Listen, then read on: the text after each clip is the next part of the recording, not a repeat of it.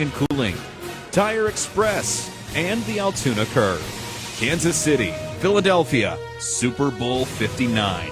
It all lives here on WCCS, 101.1 FM and AM 1160. 101.1 and AM 1160 WCCS and at WCCSradio.com. He is Indiana County District Attorney Bob Manzi in the studio with us this morning. And our visit presented by Marcus & Mack, voted Best Law Firm, Best Personal Injury Lawyer 3 years in a row in the Best of Indiana County contest. Visit them online at marcusandmack.com. Good morning to you. Good morning, Todd. How are you today? Good. It's good having you back in the studio with us this morning. We talk about a couple of areas of interest to me, and I hope to others as well. One of those, the governor yesterday, his budget address, brought up again and advocated for the passage of legislation making recreational marijuana legal in Pennsylvania. Now, you and I have talked about this in the past and the difficulties that come with that issue. And I know that it's something that, you really have to give a lot of thought and get some science behind it as well before you take that step, don't you?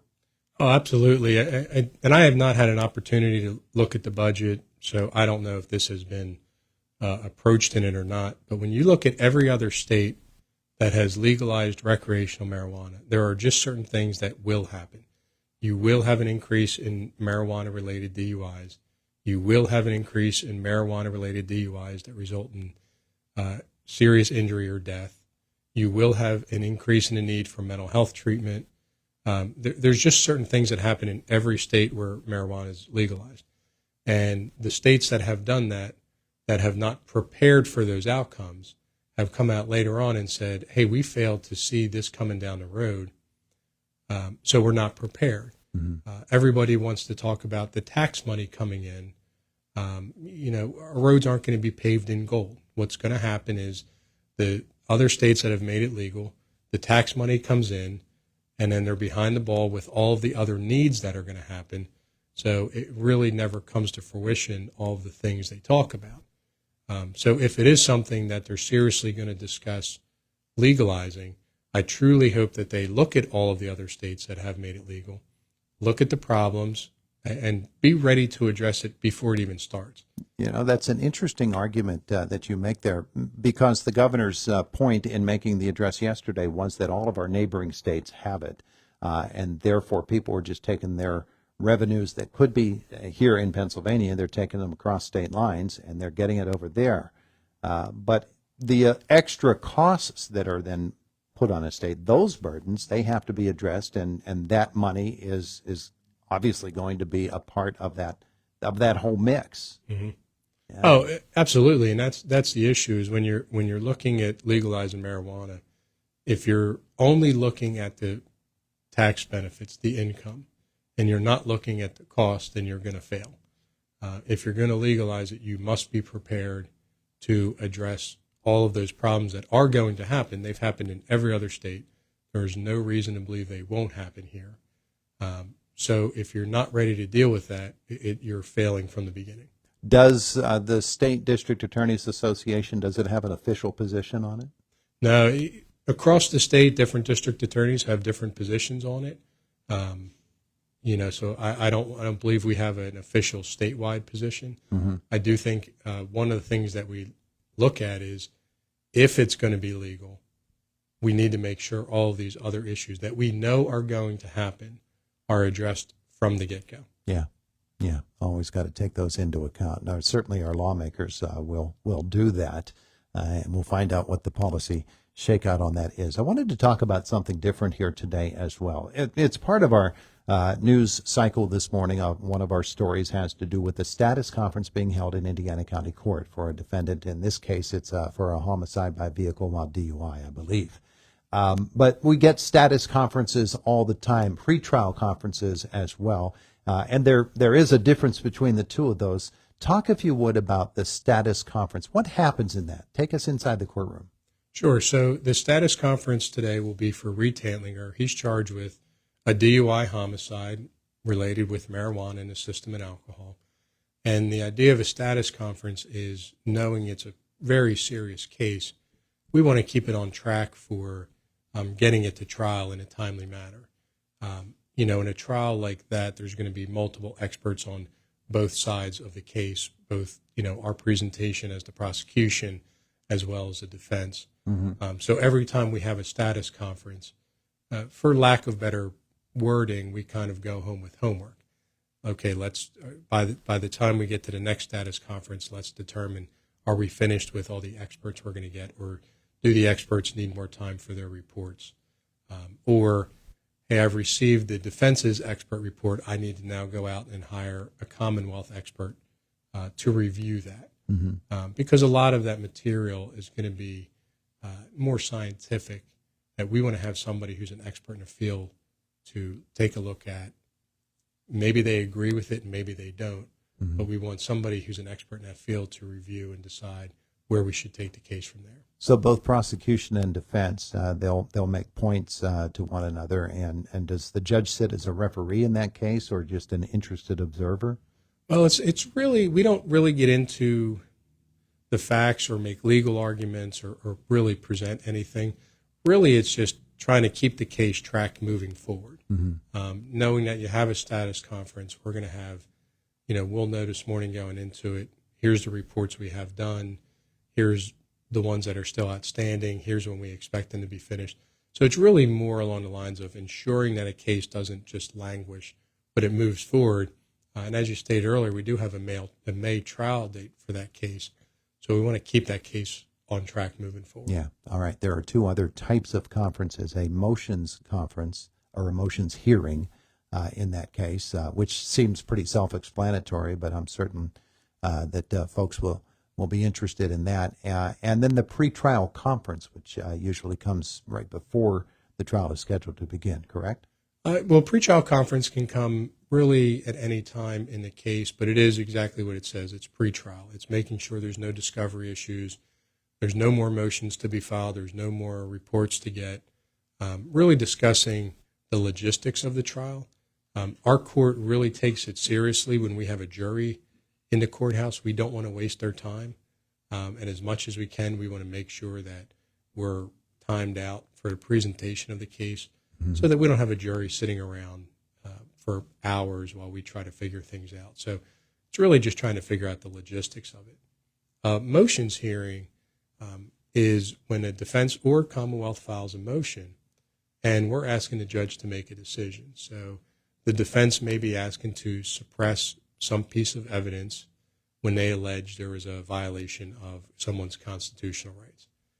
We may be asking for additional charges to be filed or to be able to use a piece of evidence in trial that we have to request from the court beforehand.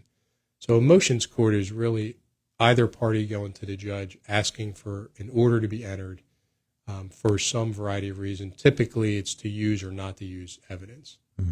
So other court proceedings that we hear about quite often, a continuance, which is basically just taking the case further out and pushing it down the road a little bit while you deal with some of those issues in a case, and we hear about that. And then you finally do get to the trial process, the choosing of the jury. Before that, there will be usually a type of hearing that will determine what are the questions you'll ask of the jury, of the potential jury members. And that's an interesting one to me because that's something that folks won't really consider. What do I get asked if I'm potentially a juror in a case? And you as a prosecutor, defense as defense attorneys, they have specific things that they have in mind for a particular trial. Oh, sure. And a lot of those questions, so those are called voir dire questions that we ask the jury. And a lot of those, we have a standard set of voir dire questions, really to determine if anybody knows any of the participants. Do they know the prosecuting attorney, the defense attorney, the defendant, et cetera? Would they carry any bias? Obviously, it would be unfair if my wife were to sit on my jury. Sure. Hopefully she would find in my favor. But that would be unfair. We wouldn't want to have the defense attorney's best friend on the jury. So you want to kind of get a sense of people who probably shouldn't be sitting on the jury. The other element of that is to find, we want to get questions to find out if somebody has a bias.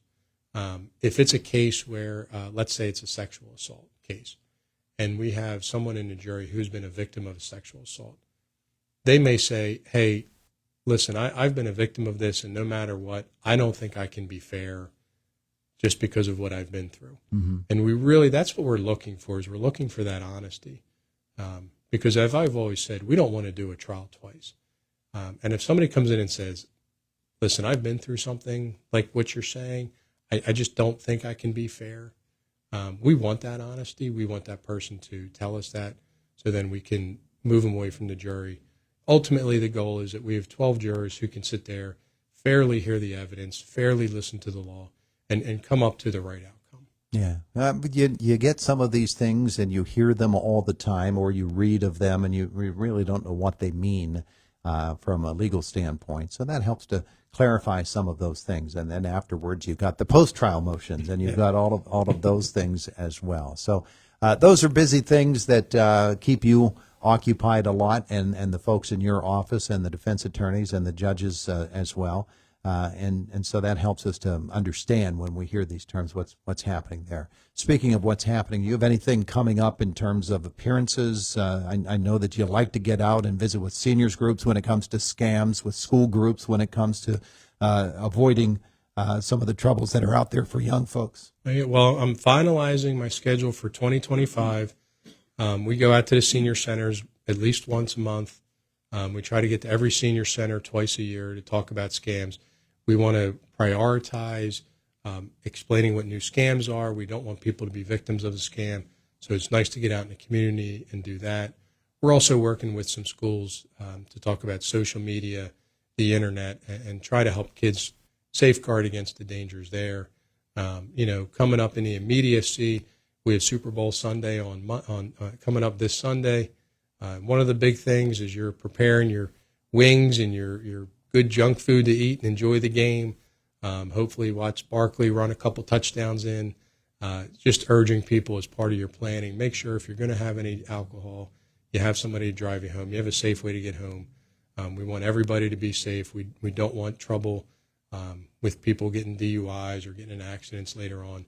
It's a fun day. I know a lot of families get together for that. We just urge everyone to have a safe plan to get home. All right. He is Indiana County District Attorney Bob Manzi with us here this morning on Indiana in the Morning. Thanks. Thank you very much.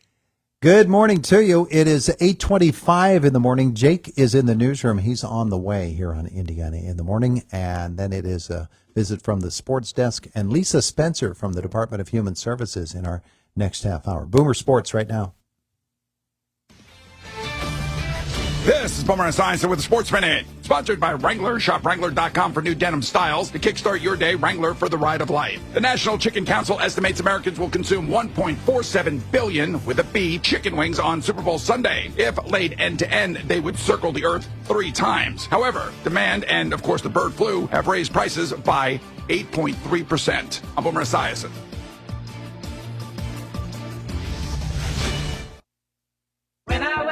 The best mornings in the morning light, start with Wrangler. I put on my jeans and I feel alright. Jeans, jackets, and shirts that get your day started. Good mornings make for better days. Wrangler, for the ride of life.